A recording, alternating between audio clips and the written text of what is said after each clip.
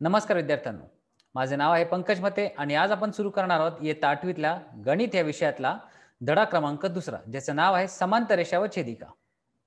मागील भागात आपण सराव संच 2.2 सुरू केला होता. आता ह्या भागात आपण त्याला पूर्ण करून टाकू. हा आहे या धड्याचा चौथा भाग. तर चला सुरू करूया उर्वरित भागाला सराव संच 2.2च्या.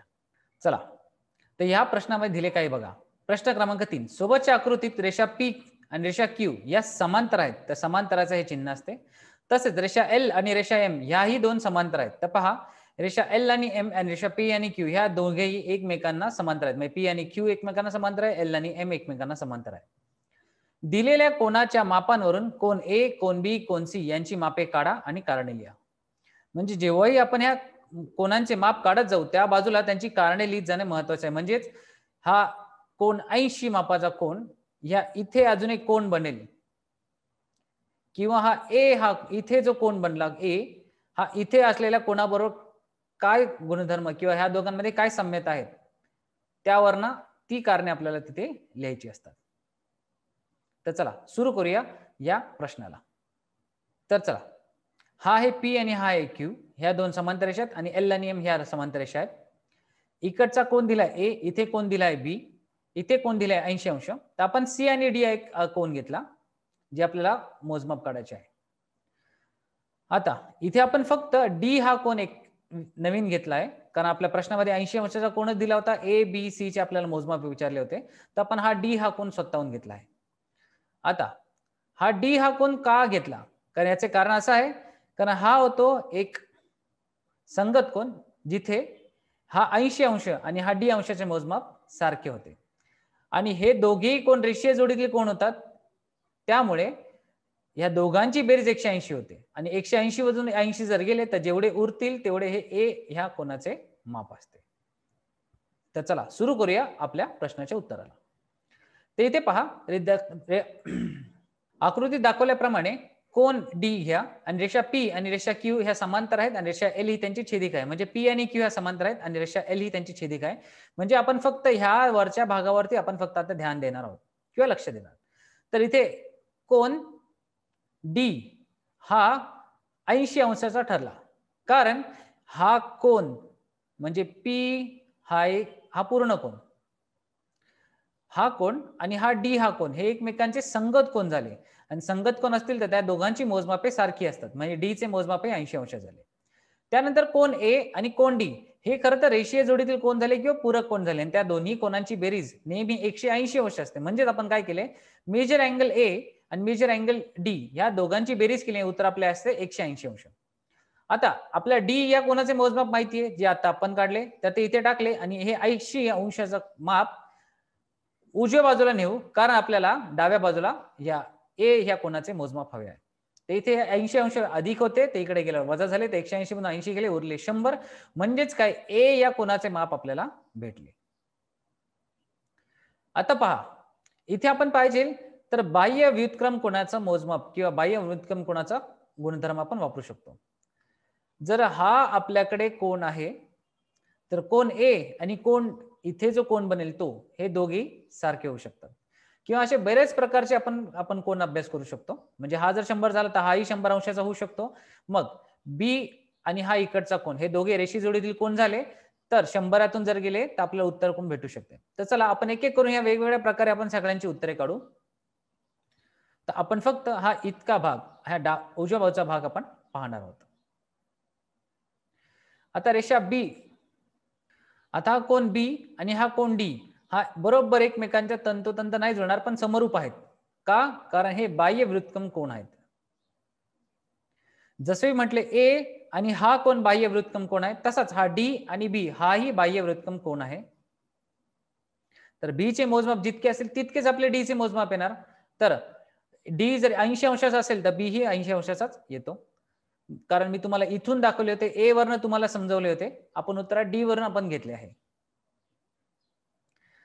तर B या कोनाचे माप भेटले. आता रेषा P आणि रेषा Q ह्या समांतर आहेत आणि रेषा M ही त्यांची छेदिका आहे. तर आता आपण ह्या खालच्या भागात बघू कारण ही रेषा P आणि रेषा Q समांतर आहेत आणि रेषा M ही त्यांची छेदिका आहे. तर आपण ह्या फक्त या खालच्या भागाकडे बघू. आता हा कोन बी आणि कोन सी वर लक्ष द्या. हे दोघेही कोण खरं तर झाले संगत कोण. कसे काय? तर पहा, संगत कोण बनता नेहमी एफ हे इंग्रजीतले अक्षर बनले पाहिजे. तर हे बनले इंग्रजीतले एफ हे अक्षर. आणि एफच्या आतले जे कोण असतात ते नेहमी एकमेकांचे संगत कोण असतात. म्हणजेच काय, बी चे जितके मोजमाप असेल तितकेच आपले मोजमाप कोणाचे असणार, सी चे असणार. म्हणून कोण सी चे मापही झाले 80 अंश इतकेच. तर आपण हर एक इक्वेशनला किंवा समीकरणापुढे आपण त्याचे कारण लिहिले आहे, कारण हे समरूप का, हे एकसारखे का, यांची कारणे आपल्याला नेहमी लिहित जावी लागतील. त्यामुळेच आपल्याला पूर्ण हा मार्क मिळतील, अदर किंवा मिळणार नाही. आता इथे सी या कोणाचे मोजमाप आपण काढू शकतो. कसे काय? तर आपण इथे बाह्य व्युत्क्रम कोण आपण शिकलो होतो. हा समजा आपला जर व्युत्क्रम कोण आहे आणि हे आतले कोण जर त्याचे अंतर कोण आहेत, तर हे बाहेरचे त्याचे बाह्य व्युत्क्रम कोण आहेत. तर सी आणि 80 अंश हे दोघेही एकमेकांचे समरूप आहेत, तर त्यामुळे सी चे मोजमाप 80 अंश येऊ शकते. तर आपण कोणत्याही प्रकारे गेलो तरी आपल्याला ए, बी आणि सी यांची आपल्याला मापे काढता येतात.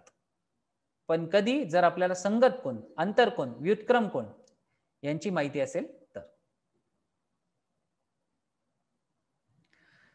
चला आता प्रश्न क्रमांक 14 पाहू. सोबतच्या आकृतीत रेषा ए आणि रेषा बी ह्या समांतर आहेत आणि रेषा एल ही त्यांची छेदिका आहे. ए आणि बी ह्या रेषा समांतर झाल्या, एल ही त्यांची छेदिका झाली आणि कोणांच्या मापावरून एक्स, कोण वाय, कोण झेड यांची मापे लिहा. म्हणजे कोण एक्स, कोण वाय आणि कोण झेड यांची मापे लिहा. तिथे आपण एक्स चे माप डायरेक्टली लिहू शकतो. कसे काय? कारण हा कोण एक्स आणि कोण 180 अंश मापाचा कोण, हे दोघेही संगत कोण आहेत, तर एक्स चे माप आपल्याला 105 भेटले. तसंच एक्स आणि वाय हे विरुद्ध कोण झाले, तर वायचे 105 अंश भेटले. आणि ते पाहू शकता हा कोण आणि हा झेड कोण, 105 आणि हा झेड कोण खरं तर एकमेकांचे रेषे जोडीतील कोण आहे. म्हणजे या दोन्ही कोणांची बेरीज जर 180 अंश असेल तर झेड साठी काय करावं लागेल, 180 मधून 105 वजा करावे लागतील, तर उरलेले 75 अंश आपले झेड साठी झाले. म्हणजे झेड चे माप 75 अंश होईल. तर अशाच प्रकारे आपण ह्या प्रश्नाचे उत्तर काढू. चला पाहूया उत्तरात काय दिले आहे. तर रेषा ए आणि रेषा बी ह्या समांतर आहेत आणि रेषा एल ही त्यांची छेदिका आहेत आणि कोण एक्स हा 105 अंश झाला, कारण हा झाला संगत कोण. कोणाशी? तर हा 105 अंशाबरोबर तो संगत कोण झाला. त्यानंतर कोण वाय आणि कोण एक्स हे एकमेकांचे समरूप आहेत, कारण ते एकमेकांचे विरुद्ध कोण आहे. म्हणजे याचेही माप आपल्याला काही झाले कोण वायचे 105 अंश इतके. आणि सगळ्यात शेवटी झेड, कोण झेड आणि 105 अंश हे दोघेंची बेरीज 180 अंश झाली, कारण ते रेषे जोडीतील कोण आहेत. तर 105 उजव्या बाजूला नेऊन वजा केले तर उत्तर आले 75. म्हणजेच काय, कोण झेड चे माप झाले 75 अंश. आणि हे त्याचे कारण लिहिले. तर नेहमी लक्षात ठेवा, आपण जेव्हाही कुठलेही इक्वेशन किंवा समीकरण सोडवतो त्यावेळेस त्याचे कारण लिहित जा. कारण लिहिले तरच आपल्याला पूर्ण मार्क मिळतील, नाहीतर मिळणार नाही. 5वा प्रश्न. शेजारील आकृतीत रेषा पी आणि रेषा एल आणि रेषा क्यू ह्या 3 रेषा समांतर आहेत. तर दिलेल्या मापावरून एक्स ह्या कोणाचे माप काढा. त्या एक्स या कोणाचे आपल्याला माप काढायचे आहे. तर पहा, हा झाला आपला झेड, म्हणजेच काय, व्युत्क्रम कोण. आणि हा झाला अंतर व्युत्क्रम कोण. तर म्हणजेच काय, हा जर 40 अंशाचा आहे तर हा आतला कोणही 40 अंशाचा झाला. तसेच इथे पहा, हा झाला दुसरा व्युत्क्रम कोण. तर इथे समजा कोण 30 अंशाचा आहे तर इथेही कोण 30 अंशाचा झाला. आणि हा एक्स खरं तर हा पूर्ण कोण आहे, म्हणजे इकडचा 40 इकडचा 30 हे दोन्ही मिळून किती होतात 70 अंशाचा. तर एक्स उत्तर आले 70. पण पाहूया आपण उत्तर कसे लिहिले ते. तर पहिल्यांदा आपण ह्या कोणाला 2 भागामध्ये काढून घेऊ. म्हणजे हा आतला कोण झाला ए आणि हा बाहेरचा कोण झाला बी. तर आकृतीत दाखवल्याप्रमाणे रेषा पी, रेषा एल व रेषा क्यू यांना छेदिकेने छेदल्या बिंदूंना होणाऱ्या छेदन बिंदूंना अनुक्रमे ए, बी, सी अशी नावे दिली. आणि तसेच कोण ए आणि कोण बी ही नावे घ्या. आता इथे कोण एम चे उत्तर 40 अंश भेटले, कारण व्युत्क्रम कोण आहे म्हणून. इथे पाहू शकता हा बरोबर झेड हा आकार बनवतो, त्याच्यामुळे हा आंतर व्युत्क्रम कोण झाला. म्हणजे जितके अंश इथे 40 असतील तितकेच हे ए चे मोजमाप असेल. तसेच रेषा एल आणि रेषा क्यू या समांतर आहेत आणि बीसी रेषा ही त्यांची छेदिका आहे. तर इथे पाहू शकता रेषा क्यू आणि रेषा एल यामध्ये बीसी त्यांची छेदिका झाली तर हा 30 अंशाचा कोन हा बी चा कोन, हा बी कोन आणि हा 30 अंशाचा कोन हे एकमेकांचे समरूप झाले, कारण हे आंतर व्युत्क्रम कोन आहे किंवा व्युत्क्रम कोनाची जोडी आहे. तर बी चे मोजमाप आपल्याला मिळाले 30 अंशाचे. आता पुढे कोन एक्स जर हवा असेल तर मी म्हटले ए आणि बी ह्या दोन कोनांची आपल्याला बेरीज करावी लागेल आणि बेरीज करून आपल्याला किती उत्तर आले 70. म्हणजे 40 अधिक 30 70 केले तर कोन एक्स चे आपल्याला मोजमाप मिळाले 70 इतके. तर पहा आज आपण काय शिकलो, आज आपण वेगवेगळ्या प्रकारच्या समांतर रेषा पाहिल्या आणि त्यानुसार आपण त्यातले बनणाऱ्या जोड्या म्हणजेच काय कोनांच्या जोड्यांची आपण मोजमापे लिहिली. नेहमी लक्षात ठेवा कुठलेही गणित सोडवताना आपल्याला कोनांची जोडी जर ओळखता येत असेल तर आपल्याला तिथे कारण लिहिणे महत्वाचे आहे. जर कारण लिहिले नाही तर परीक्षेत आपल्याला गुण मिळणार नाही. आणि त्यात सगळ्यात महत्वाचे म्हणजे संगत कोन, अंतर कोन किंवा अंतर जोडीतील कोन, व्युत्क्रम कोन, रेषीय जोडीतील कोन आणि या सगळ्यांची माहिती आपल्याला किंवा ते सगळ्यांचे गुणधर्म आपल्याला माहिती पाहिजे. तर चला आज आपण इथेच थांबूया. पुढच्या भागात या धड्याचा पुढचा भाग पूर्ण करू. तोपर्यंत धन्यवाद.